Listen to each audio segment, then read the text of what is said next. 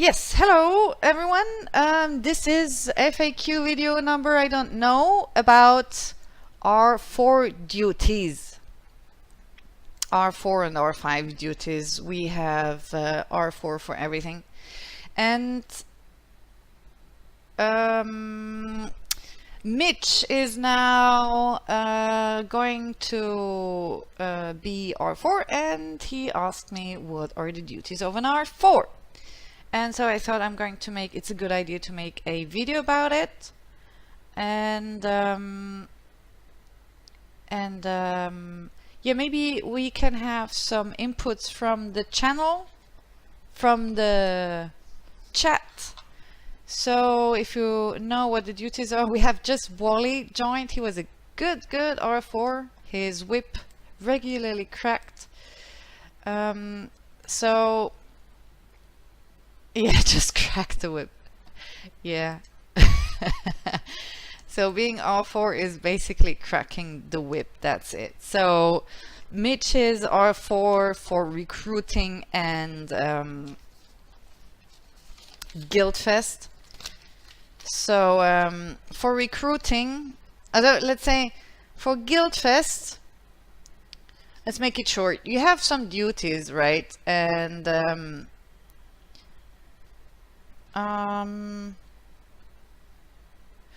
so one duty is like for the guild events, and these are like did I check this one already? I don't know. So Guildfest is one, and you have to crack the whip. You have to really check people, observe how people do their points. Yeah, the recruitment will be nice, and then like motivate them and telling them, guys, only take quests if you see that many people like failed one, which is not good, by the way. You have to make a mail and say, hey guys, please only take quests you are sure you can handle. Then if on a higher level you have like these level 19 essence quests, you have to make sure that you go and scout level 5 darkness to have a lot of possible darkness where you teammates can take down shortly after 12 o'clock because you're not alone, and it's hard to find a good darkness, and that people are online and take part of the darkness rally so they can get this essence once they monitor. Yeah, you have to monitor everything. You have to reset you have to be sure that the quests are resetted all the time. You have to make sure that people reach the points you need for tier 24, which is 1,200 per person. You have to ban them, you have to punish them, you have to write them, and hey, what's your problem? Why do you have not enough points and everything? This is kind of Guildfest. Just monitor, always have your eyes on it. Are we on the top 5? Do people follow the points? Do they have a good average? Just monitor, crack the whip, sending mails that they should participate on the rally, everyone. So that's the Guildfest. It's just cracking the whip, being a bully, cracking the whip.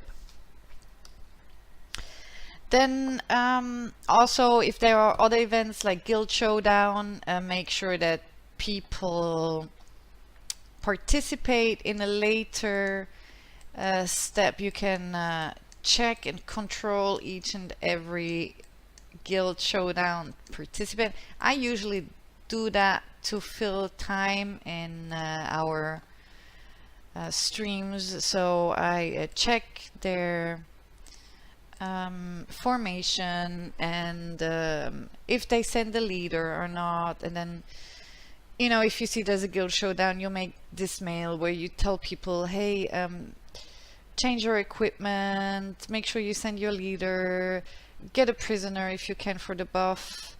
You know, Mitch is in my guild, dude. He's my slave. So I have to introduce him to the R4 duties. And I thought it might be a good thing. So next is the recruiter. The recruiter is you can recruit in many ways. What you can do is you can just wait until someone applies, which is if you're a big guild with many T4 players, they will apply automatically. Please make sure you don't... which one was the last I had? Make sure you invite, make sure we have people that are near T4, because if we want to have level 19 essence in Guildfest, we need also tier 4 players. So it's important that we don't take too much low might people. And once someone applies, there are some things you can check. Right. Oh, that was not nice, Wally. So as a recruiter, you kind of have to learn to read stats, right? And to read stats, if you want to read stats, you do this like this. These are no good examples. Looks like we have so many here. So if he, for example, is going to apply, you have to try to read his stats. And this is something really interesting and cool thing you can do. Reading stats shows you a lot about a player and if he fits in your guild or not. So the first, what I do usually is I check how many leader he had captured, means how many leader he had lost. So this guy actually lost 10 leaders, which is okay with his might. This should be like between 10 and maybe 30 leaders captured, depends on the amount of might he has, and kills, of course. Then here you see he never captured any enemies, so he's not really out to go for... he's not really a fighter, so might be not really interesting for our guild if he applies. And then you also... this is maybe not a good example. So what you also can see is what he attacks. So you see the troops he killed. Pure troops. Disney is a ruler. Intermission.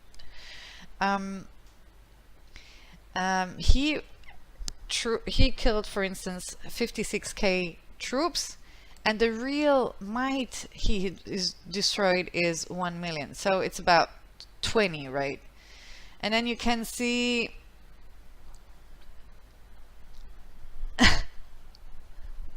and then you can, you know, it's like the pure amount of might you destroy, and you can see how much might. Tier 1 is what? I don't know.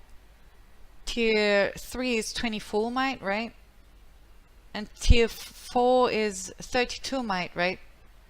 So you can see if he has around 20, an average of 20, then he attacks really low mights, you know, either only, I don't know, farming or bullying maybe, or, you know, just attacking or tile hitting T1s or something. It's too low. 30 is cool. 40 it's even better. If it goes to 50 and 60, then it's a lot of T4. Then he probably participates on a lot of rallies, you know. If he has a lot of healed troops, really a lot, then he might be a trap. Check your barracks for the mine. Yeah, I know. I was too lazy to check. I thought maybe you were going. Oh no, you left. So yeah, and then here you see how much he helped, how much gold he sent, you know, if he's a farmer or not. Do we need a farmer? Do we need a fighter? What do we need, you know? A win rate 1.7. No, no, no, no, no, no. No, no, please not. You know, this is what you actually do when you are a recruiter. Let's check another one. Maybe maybe check someone from our guild. I don't know. Someone who's new. Who is new here? I thought there was someone new. Why are they not in our hive? Yeah, this is something, you know, why are they not in our hive? Are they together? You know, like, check everything. Take care. Oh my god, I have someone who joins my rally. Check if there is a rally up. Check what we need for that rally, you know. You see, usually you see what we need for that rally on what the rally leader sends. But as you know me, I'm a calf person, so send calf only, and you can fill it up with snipers. Check if there is a rally up. Check if people put a rally on level 1 darkness, which is ridiculous, because if someone takes the okay, let's check maybe from our guild leader. Is he's around farming? Guild leaders alt, you know, if someone applies, you check. Okay, 90% win rate, which is really good, means like he knows what he's doing. Then I check. Oh, he only lost 18 time on 200 million. He's careful and active, right? Then you can look, what is he doing? You can see 1.3 billion divided by 2 is 50. Wait, calculator. Da, da, da, da. 1. Wait, if we take 6 zeros away, is 2300 durch 19. 2300 durch 19 is, he has 68 pure mine. So he only goes, he only does, good morning, Endless. He only does rallies. He has a mess. 70, almost 70. That's such a high number. So he either only attacks T4 and participates a huge amount of rallies against T4. It's a really, really high average. He's really good on Colosseum rank. So he has good champions, also good develop. Sends a lot of help, sends a lot of his really perfect stats. So yes, we want him in our guild, definitely. Sometimes if you have like, hey Cookie, hey nice guy. Oh, by the way, nice guy, can you please put my my code in your invitations, and not I have to put your code in my invitations on Streamcraft. So this is how you check a little bit. This is also for everyone. If you're a trap account, for instance, it's vital that you know how to read a player to know if you can eat his rally or his attack. So this is the recruiter. It also can be that he has a lot of captured leaders, not necessarily because he lost them, but because he gives his leader for a guildmate for the boost. Then there are R4s who are responsible for rallies. I'm doing actually a video cookie. I'm back to you and everyone else in 5 minutes. Then there's actually also a rally leader, which we have is, for instance, Dij. And these are people, usually they are pay to play. And what is, where is he? Oh, maybe awful, right? And what is important that these people, they have a really profound knowledge of the game. They have good equipment, like better than the rest of the guild. And what is important, he should have more kills. But, you know, we don't have better people, rally leaders. I mean, he's really good. He's not afraid to go into a fight. Sometimes he's a little bit too proactive with attacks, but it's fun. I mean, we collect our troops over the year, you know, and we have to get rid of them in a point of a time. And it's important that they have a good knowledge, because if it's not a good rally leader, then the guild will lose a lot of troops, which costs a lot and annoys people. It's an agony. It's not good. Next, it says the recruiter also must do a thorough background check on new applicants. What do you mean with background check? Like, especially the mental side of the new guy? Yeah. Yeah, maybe you talk with them quickly, you just exchange yourself quickly with them if you want. Ask which guild he's from, maybe if you want, if you have time, have a little chat with him. You can do that the bigger the guild is. Now we are we take what we can take until we are kind of full, because we need people now, and it's hard in this kingdom to get some people now that some guilds will leave the kingdom. Probably we will have some new members who need guild coins until they have their guild scrolls. But yeah, in a later moment when you're like kind of big, then it's good to have a background check too, if you want to really do it properly as a recruiter. Yeah, we need yeah, now anyway. And then there's the R4s that are specialized on diplomacy. Diplomacy means I'm not very good in diplomacy. I don't have the time to do too much diplomacy. It's like what Black does a lot, like, you know, visiting other guilds,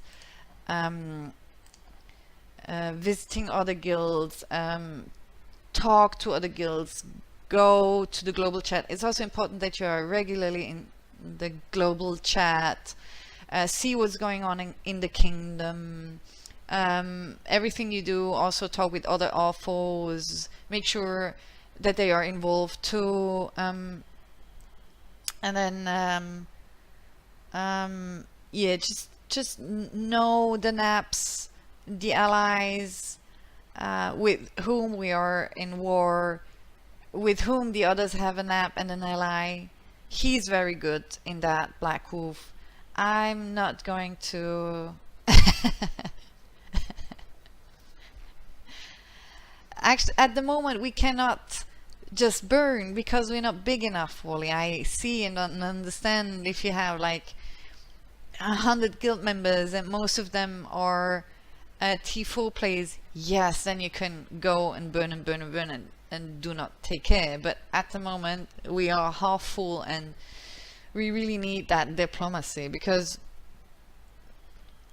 if we have problems, if we don't do diplomacy, it's not smart. It's just not smart. I know it's a game where you want to fight, but if we don't have diplomacy, then they will burn us, you know, and this is just not smart because we need our troops, and it's not good to be a farm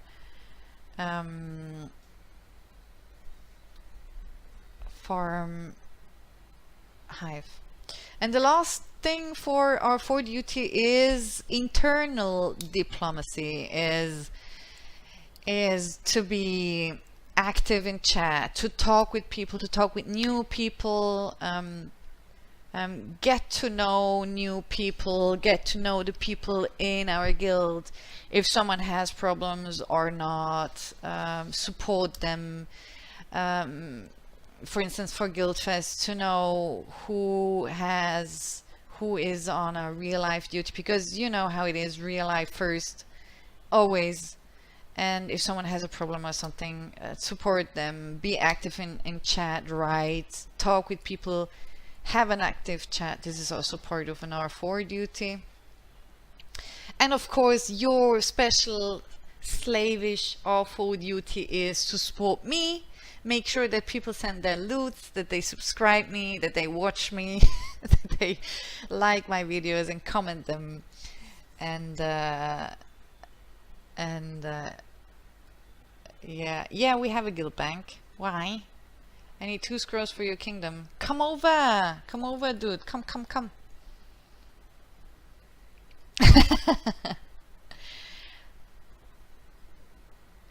Maybe Wally has another. Sometimes R4 share the bank duty. So if someone needs something from the bank, that they can log in the bank if there is a important. And also support guild members. Send them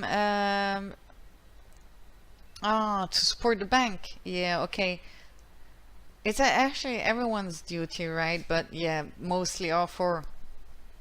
I should do a little bit more. I'm sorry, I will do now. Yeah, support the bank with RSS and gold, and make sure if guild members need resources that you send them those resources if they are going for T4 or building T4, but not if they're like super small, you know, like the other guy who was, you know, like, hey, send me food, 6 million. I mean, come on, go and you also have to say, hey, dude, here's a tile, go and gather it. You know, this is also a R4 duty. Kind of, you know, take care. It's a guild is like your baby. Take care of it. You know, either you can split the duties or you can mix them, and everyone has his strength and his weakness. My weakness is diplomacy. I don't want to go into other guilds and visit them. Maybe in a later point, but not now. I try to recruit. I check the backgrounds, if they are good or not, if they may be a threat or not, you know. Yeah. And also make sure that they talk English in chat. We don't want to have suddenly a Vietnamese or Chinese chat, because and also make sure that people send the right thing in the rallies. Send them back if they send the wrong things. We are lucky, we have always people always send the right things. And of course the gardener. Yeah, you're a gardener. Do the dirty work. Do all the dirty work that has to be done. So yeah, that's basically it. Take care of the garden. Take away the trash, clean the trash after your guild members did the trash, and yeah, just take care of everything a little bit. Where is the rally? Yeah, we need a little bit more.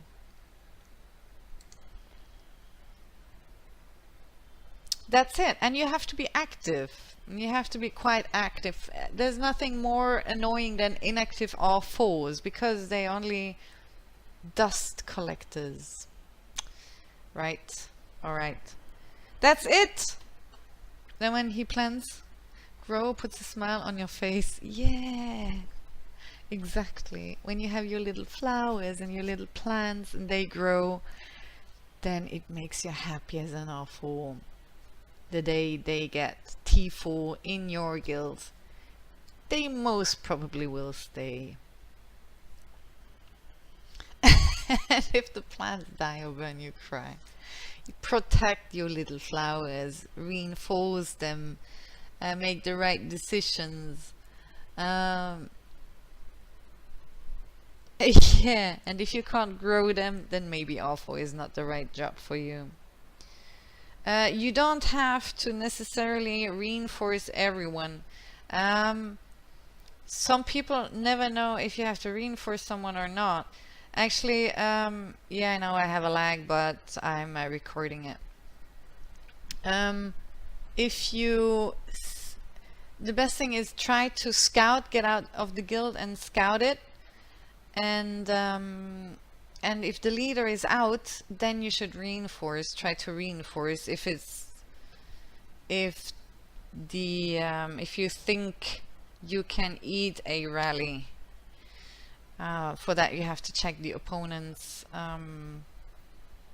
gear and equipment and everything.